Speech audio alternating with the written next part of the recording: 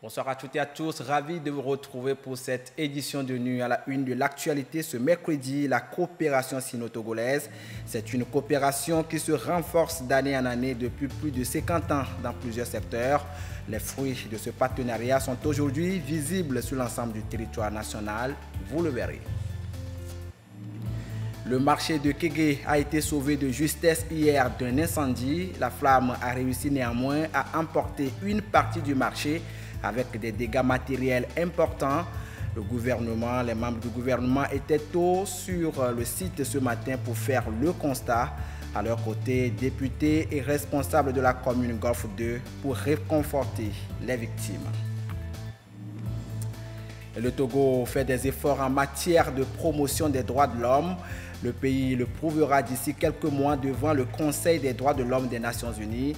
Cela se fera à travers la présentation du rapport périodique universel. Le pays s'apprête pour l'exercice. Voilà pour le sommaire. Merci d'être au rendez-vous de cette édition de Nuit.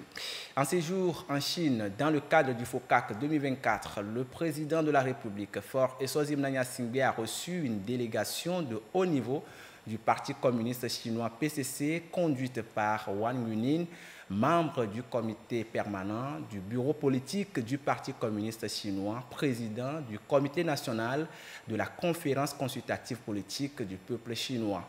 Qualifiant le Togo d'amis sincères, M. Wang a reconnu les relations exceptionnelles qui lient le Togo et la Chine grâce à l'engagement des deux hauts dirigeants. Les présidents Faure Essozimna Gnassingbé et Xi Jinping ont une même vision de paix et de solidarité en vue de bâtir un monde meilleur et équitable pour tous. M. Wang a salué la diplomatie active du chef de l'État togolais en faveur de la paix et de la stabilité dans la sous-région et sur le continent et sa vision en phase avec les initiatives chinoises pour le développement et la sécurité mondiale. Et justement, la présence du chef de l'État, Faure Essozimna Gnassingbé, à Beijing, en Chine, dans le cadre du 9e Forum économique sur la coopération sino-africaine, est un signe de bonnes relations d'amitié et de coopération qui lient le Togo et la Chine depuis plus de 5 décennies. Cette coopération s'est matérialisée au Togo de plusieurs manières et dans divers secteurs. Quelques œuvres phares de la coopération sino-togolaise dans ce reportage signé Ange Bidar. Entre la Chine et le Togo existe une coopération vieille de plus de 50 ans.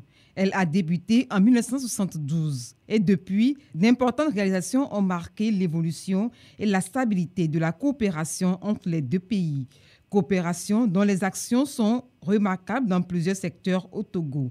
Dans le développement des infrastructures, la Chine a apporté son expertise sur de grands projets en faveur des populations togolaises, comme la construction du nouveau terminal de l'aéroport international Gnassingbé et Adéma de Lomé, le grand contournement de la faille d'Aledjo ou de Défalé, ou encore le siège de l'Assemblée nationale. Cette coopération est aussi présente dans le secteur agricole. Un des fruits est la mise en place du centre technique agricole de Zanguera et la culture des variétés de semences de maïs et de riz dans la région de la Kara. Sur l'aspect santé, la Chine intervient également auprès du Togo. Elle apporte son assistance technique dans le domaine et a activement contribué à la lutte contre le Covid-19 par le don de vaccins. Autre secteur ayant bénéficié du partenariat sino-togolais, celui de l'eau avec la construction de 600 forages dans les zones rurales et celui de l'énergie à travers le don de près de 4000 kits solaires. Le Togo est dans la promotion de l'investissement et en 2022, la Chine a investi dans le pays 56 millions de dollars US. La Chine et le Togo sont résolument engagés dans la paix et la sécurité. Le programme d'urgence de renforcement de la résilience dans la région des savanes Pierce reçoit comme don 1 million de dollars US de la part de la Chine. Au fil des années, ce partenariat bilatéral se renouvelle et se consolide par d'autres initiatives nouvelles. Le projet d'aménagement hydroélectrique de Tététou, l'équipement du Laboratoire national du contrôle de qualité de médicaments au Togo et le Centre des opérations d'urgence de santé publique. Le partenariat entre la Chine et le Togo s'est surtout renforcé dans le cadre du Forum économique sino-africain FOCAC. Tous ces acquis de la coopération sino-togolaise sont le fruit de la qualité des relations d'amitié et de partenariat entre les deux pays. Ces liens d'amitié et de coopération connaîtront un nouveau dynamisme suite à l'entretien fructueux entre le président de la République, Faure Gnassingbé, et son homologue chinois, Xi Jinping, ce 2 septembre 2024 à Pékin, en marge des travaux du 9e Forum économique sud-africain, FOCAC 2024. Déjà, la Chine a exprimé sa volonté de renouveler et de redynamiser cette collaboration. Et comme avec la Chine, le Togo entretient également de bonnes relations avec plusieurs sociétés et institutions internationales. C'est le cas du groupe Heidelberg Materials, l'un des plus grands investisseurs dans le domaine des matériaux de construction dans notre pays. Le PDG de l'institution a été reçu hier par le Premier ministre Victoire Tomega-Dogbe au centre de leur discussion, le renforcement des relations entre le Togo et le groupe Heidelberg. On fait le point avec Yves Agolivi. Avec le Premier ministre Victoire Tomega-Dogbe, la délégation du groupe allemand Heidelberg Materials, conduite par son président directeur général Zone Afrique, Méditerranéenne et Asie de l'Ouest, Hakan Gurdal, a exploré ses investissements au Togo dans 3 sociétés notamment Scan Togo, Sim Togo et Granu Togo, sans oublier d'exposer au chef du gouvernement ses perspectives dans ce partenariat économique. We, as Heidelberg Materials, is one of the biggest. Nous sommes l'investisseur de majorité dans 3 sociétés, Scan Togo, Sim Togo et Granu Togo, une des sociétés les plus importantes dans le monde dans les matériaux de construction. Et avec Scan Togo, Granu Togo et Sim Togo, ici au Togo, nous avons investi plus de 400 millions d'euros. Et dans la discussion avec son Excellence, Madame la Première ministre, nous avons avant tout félicité son Excellence, mais après on lui a aussi demandé son support pour nous aider, pour supporter les pays dans son développement. Donc dans la discussion avec Madame la Première ministre, nous avons présenté quelles sont nos idées pour le futur, aussi l'idée d'investir encore dans de nouveaux produits et dans de nouvelles solutions durables pour le pays, parce que le groupe croit beaucoup au Togo comme pays très important au niveau régional en termes de potentiel de développement. Madame la Première ministre a apprécié nos investissements au Togo et le fait que nous sommes prêts à aussi investir dans le futur. Acteur important dans le secteur de la construction, le groupe allemand veut en matière de solutions durables améliorer les produits, les processus de production et l'organisation. Il compte remplacer le charbon, un combustible fossile, par des combustibles alternatifs. Les produits dans la fabrication du ciment trouveront un autre remplaçant, des matériaux alternatifs. Je vous le disais en titre, un nouveau marché a failli partir en fumée hier nuit. N'eût été la promptitude des sapeurs-pompiers. Il s'agit du marché de Kégué. L'incendie a réussi toutefois à ravager une partie de l'infrastructure marchande avec des dégâts matériels importants. Vous allez le voir. Membres du gouvernement, députés responsables de la commune Golfe 2 étaient sur le site tôt ce matin pour faire le constat et apporter leur soutien aux victimes. Clarisse Atikle. C'est l'image sinistre que le marché de Kégué présente en cette matinée du mercredi 4 septembre 2024. La veille, une partie du marché a été touchée par un incendie. Face à leurs marchandises calcinées, les victimes sont dans le désarroi. Le portable dit et bien on son cuire 4 te voir son tore ko gbavare mayonnaise na kasa 50 000 gomo kuda tu pameto e molu sako ndekpepe si comme le fia nyamate pompo. Alertés très tôt, députés, membres du gouvernement et autorités de la commune Golfe 2 sont allés exprimer leur compassion et leur soutien aux victimes, ce qui a apaisé la population qui a salué la démarche. À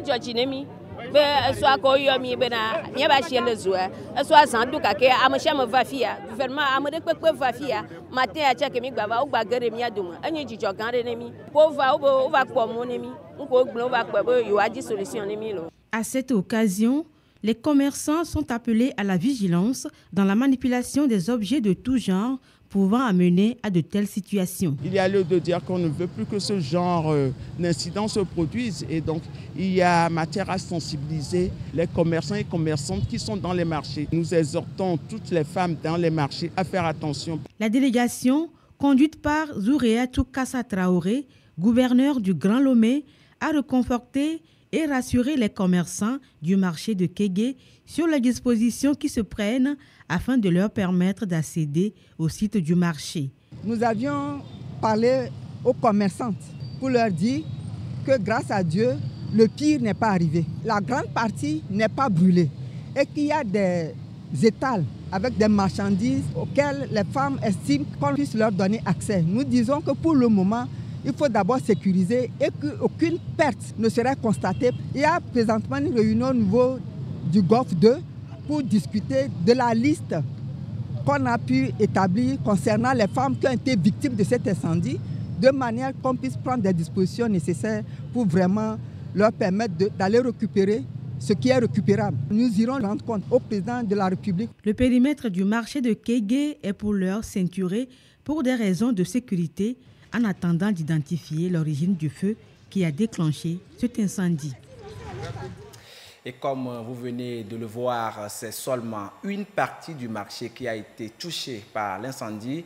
C'est grâce à la promptitude des sapeurs-pompiers. Leur réactivité a permis de vite maîtriser le feu. Un professionnalisme très salué par les témoins de la scène. Nous les écoutons dans ce reportage signé Clarissa Tiklé.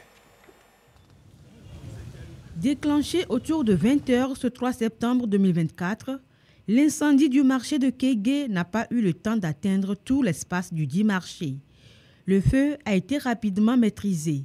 Ceci grâce à la mobilisation et la promptitude des sapeurs-pompiers. Les responsables de la commune Golfe 2 et la population apportent leur témoignage. Les sapeurs-pompiers ont répondu au niveau de l'état-major, au niveau de l'aéroport. Cette fois-ci, il y a quand même une riposte très attentionnée. Et je pense que cela doit se poursuivre comme ça. Nous félicitons les sapeurs-pompiers pour leur mobilisation.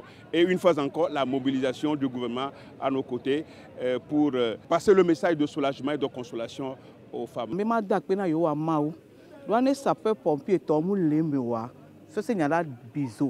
Parce que nous, comme ça, nous avons au biseau. À tapo la chante bibi. C'est que les sapeurs-pompiers sont voix.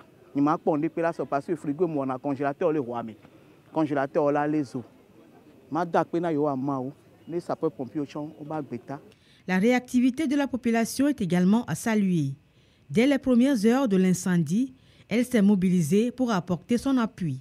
Cette collaboration entre la population et les sapeurs-pompiers a permis de limiter les dégâts.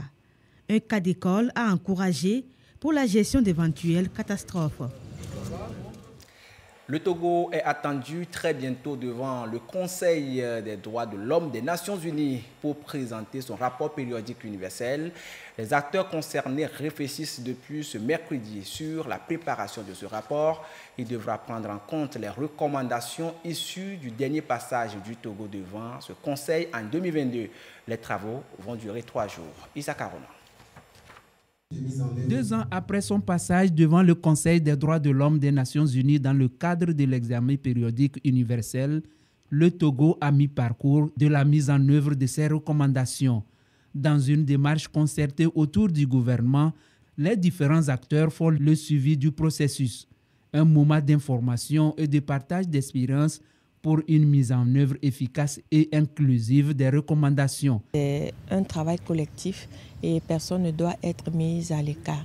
Donc cette rencontre permettra de mettre les acteurs ensemble sur la manière de travailler, de faire les évaluations, de faire les rapports futurs. On sait que le gouvernement du Togo a par le passé soumis des rapports à mi-parcours, notamment dans le cadre du 2e cycle, et nous encourageons donc l'État à poursuivre dans ce sens. À travers cette rencontre, la Commission nationale des droits de l'homme, CNDH, reste dans ses prérogatives, celle d'accompagner l'État togolais dans la mise en œuvre de ses engagements pris devant les Nations Unies.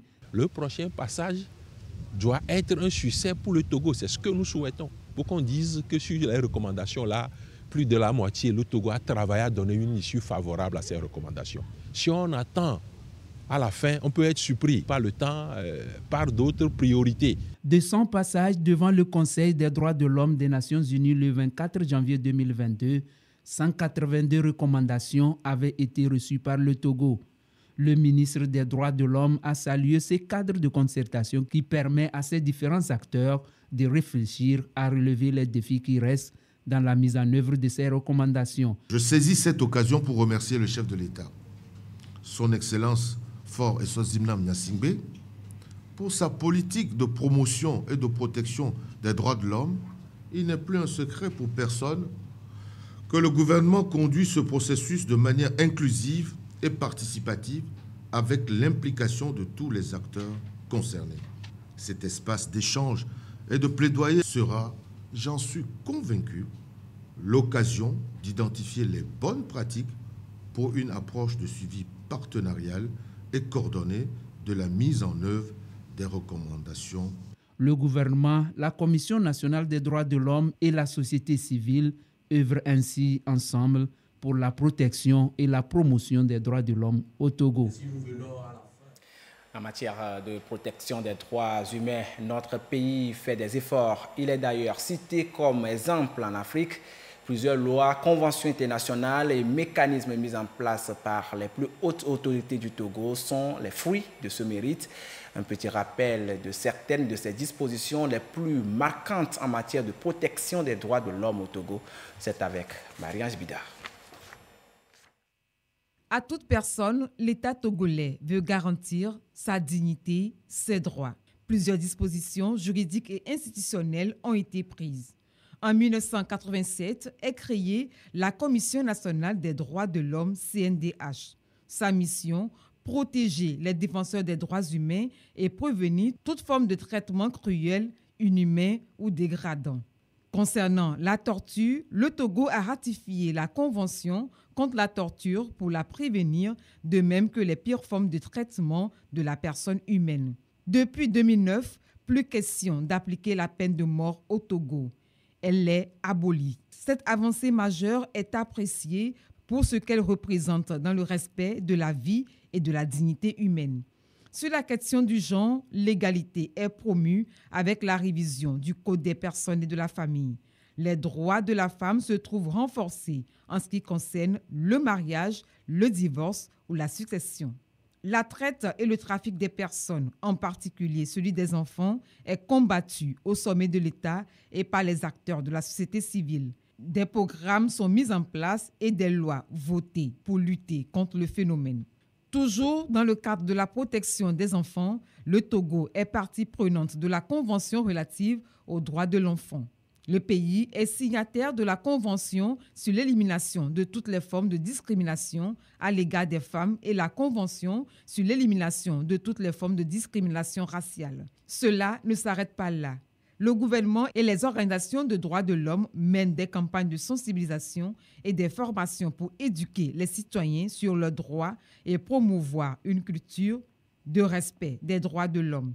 Le pays continue ses efforts pour assurer aux populations une pleine jouissance équitable de leurs droits. Les agents et cadres du ministère de l'administration territoriale, de la décentralisation et de la chefferie traditionnelle se sont réunis hier à Palimé pour élaborer le budget programme 2025-2027 du ministère. La rencontre a pour but de centraliser les informations relatives aux dépenses du personnel, aux biens et services, en attendant l'élaboration du budget de l'État gestion 2025. Kamel Madiakapo. Le gouvernement, sous la houlette du président de la République, s'est engagé à assurer une gestion saine et efficace des finances publiques. En 2021, le pays est donc passé du système de gestion par des budgets moyens à un système de gestion axé sur les résultats qui exige la présentation des budgets des ministères et institutions de la République sous forme de programmes et la rédaction des comptes, notamment au rapport annuel de performance. Au ministère de l'administration territoriale, de la décentralisation et de la chefferie traditionnelle, cadres et agents sont en concertation pour élaborer leur budget programme 2025-2027. Tous les acteurs impliqués dans le processus budgétaire vont toucher du doigt ce que le processus donne. Qu'est-ce qu'il faut lorsqu'on dit par exemple l'élaboration du budget en termes des achats de biens et services, en termes du personnel, en termes des immobilisations diverses, c'est-à-dire les divers projets du ministère, tant sur ressources externes comme sur ressources internes, et les divers transferts et subventions, à quelles conditions on peut transférer des ressources à tel organisme public national pour pouvoir mener ces actions qui contribuent à l'atteinte des résultats du ministère. Le budget programme du ministère de l'administration territoriale intègre harmonieusement les fonctions de planification, de programmation et de budgétisation permettant d'établir une adéquation entre le caractère annuel du budget et le caractère pluriannuel des dépenses de l'État. Il y aura des présentations sur les natures de dépenses budgétaires, c'est-à-dire les dépenses de personnel, de biens et services, les immobilisations, les transferts et subventions. Et à chaque présentation, il y aura un cadre pratique qui pourra permettre au ministère de pouvoir sortir son avant-projet de budget avant la lettre de cadrage qui pourra spécifier et présenter les enveloppes budgétaires qui vont être accordées au ministère. Le budget programme permet donc d'améliorer la lisibilité des actions de l'État. À travers le budget programme, le citoyen perçoit mieux à quoi servent les crédits budgétaires et à quelle fin est dépensé l'argent du contribuable. Et ceci nous amène à parler de la finance islamique. C'est un mode de financement alternatif basé sur les principes de la loi islamique. Le CAGECFI a réuni ce mercredi des acteurs impliqués dans la finance pour mieux les édifier sur ce type de financement.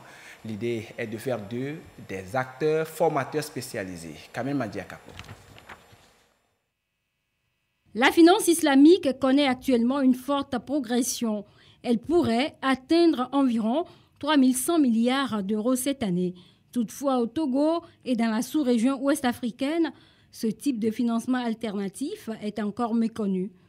La société CAGEFI, en collaboration avec Aboubaba Sarl, veut amener les populations à mieux comprendre la finance islamique qui, selon les experts, est un moyen d'inclusion financière efficace. C'est pour former des formateurs à avoir l'expertise de la finance islamique.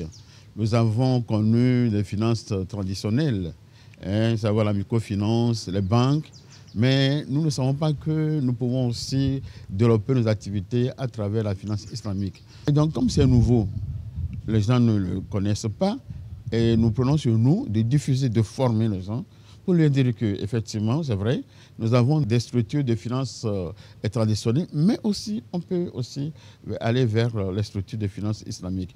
Il y en a, mais on ne les connaît pas, parce qu'on ne communique pas sur les avantages que ça peut offrir à la population. La finance islamique recouvre l'ensemble des transactions et produits financiers conformes aux principes de la charia, qui suppose l'interdiction de l'intérêt, de la spéculation et d'investissement dans des secteurs considérés comme illicites, ainsi que le respect du principe de partage des pertes et des profits. La finance islamique, elle est universelle. Ce n'est pas seulement religieux. C'est l'apport de l'islam pour l'économie mondiale. C'est un système qui est adapté aux banques, aux microfinances, même au secteur non formel de financement et de l'économie. Selon le CAGEFI, leader en solutions technologiques pour les institutions de microfinance en Afrique, avec la finance islamique, les institutions de microfinance peuvent proposer à leurs clients des produits comme la Mourabara, la Moudaraba et la Moucharaka. La rencontre a reçu l'appui du Centre international pour l'éducation et la réinsertion sociale, CIERS. L'attente n'est pas finalement vaine. Après 30 ans, les ayants droit de feu colonel TP Kofi entrent en possession de l'immeuble de leur défunt père. La restitution leur a été faite le jeudi dernier par le Haut Commissariat à la réconciliation et au renforcement de l'unité nationale H-Krone, une première dans l'histoire de l'institution après un long processus. Marie-Ange Bida. Moment empreint de grande émotion. Les ayants droit de feu colonel TP Kofi Apegnon, ancien officier supérieur des FAT, entrent en possession de l'immeuble de leur défunt père dont ils étaient injustement privés. Madame Wick, les TP. Voici le l'immeuble de feu colonel TP est remis. Après plus de 30 ans, ils peuvent de nouveau entrer dans cette maison. Voilà, c'est ouvert. Le réachèvement de ce processus, ils le doivent au Ashkroun, au commissariat à la réconciliation et au renforcement de l'unité nationale. Sollicitée l'année dernière sur requête par ses ayants droit, l'institution, conformément à sa mission, s'est mise à la tâche pour restituer à la famille ce bien. Les étapes de cette justice transitionnelle sont présentées à l'assistance par le conseiller spécial du Ashkroun, Joseph Kofigo. C'est la première fois que le Ashkroun procède à la restitution d'un bien. Pour la présidente Awa Nana Daboya, c'est un devoir accompli. Vous avez cru au processus mis en place par toute la classe politique togolaise sous la direction de son Excellence Faure Eswazina Gnassingbé pour œuvrer pour la paix dans notre pays, la cohésion sociale et le vivre ensemble.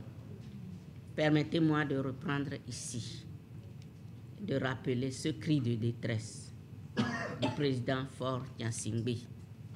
Et je cite pour terminer par là, plus jamais ça. Plus jamais ça au Togo, plus jamais ça sur la terre de nos aïeux, plus jamais de vagues d'attentats, plus jamais de troubles et de violences insensées, ponctuées d'actes inciviques, de vandalisme et de dégradation d'édifices. Fin de citation. En plus de cette restitution qui s'inscrit dans le cadre de la recommandation 34 de la CVJR, 24 membres et proches de la famille ont été indemnisés. La famille est reconnaissante. Nos larmes de tristesse d'hier se transforment progressivement en ce jour en larmes de joie. Je ne saurais tenir ce discours de circonstance sans remercier le chef de l'État, son Excellence, M. Faure Eswazina Gnassingbé, pour sa politique de réconciliation et d'apaisement qui a permis à nous, héritiers du feu, colonel TP Kofi, de recouvrir les biens qui nous reviennent de droit. Le Ashkroun est dans son rôle de réparer et d'apaiser les cœurs des victimes des violences qu'a connues le Togo. En leur mémoire et en celle de Monseigneur Nicodème Bariga Bénissant, acteur de la mise en œuvre de cette justice transitionnelle, une minute de silence a été observée. On va parler à présent de la santé sexuelle. Elle concerne tout le monde, surtout les jeunes. Une journée mondiale est consacrée à sa célébration et c'est aujourd'hui. Cela a amené la rédaction de la télévision togolaise à se poser une question. Comment avoir une bonne santé sexuelle, surtout quand on est jeune? La question nous intéresse. Elle vous intéresse également. La réponse avec Giovanni Afangbedi. La santé sexuelle n'est pas qu'une simple absence de dysfonctionnement des appareils génitaux. Elle va au-delà et englobe l'état de bien-être physique et émotionnel.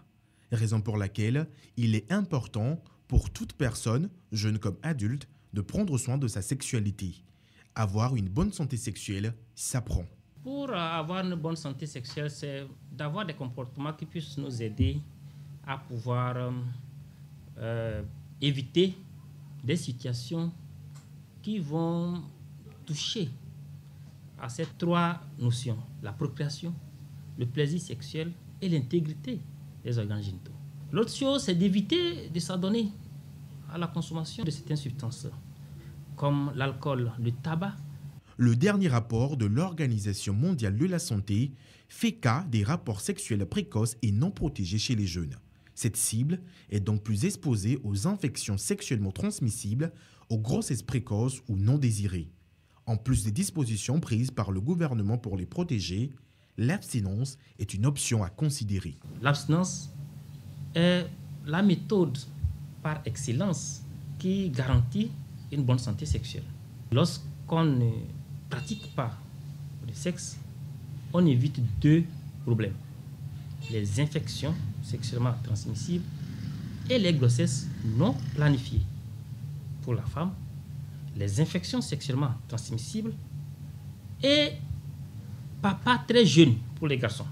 Au Togo, nous avons plusieurs projets qui sont dirigés vers les adolescents et les jeunes. À notre niveau, le projet Avance Ado, Avance Ensemble, qui est un projet orienté vers les jeunes, GAC, programme donc, de lutte contre le harcèlement en milieu scolaire. Pour une bonne santé sexuelle, il est recommandé de retarder son premier rapport sexuel, d'utiliser des mesures préventives contre les IST et surtout d'éviter la consommation des substances psychotoxiques.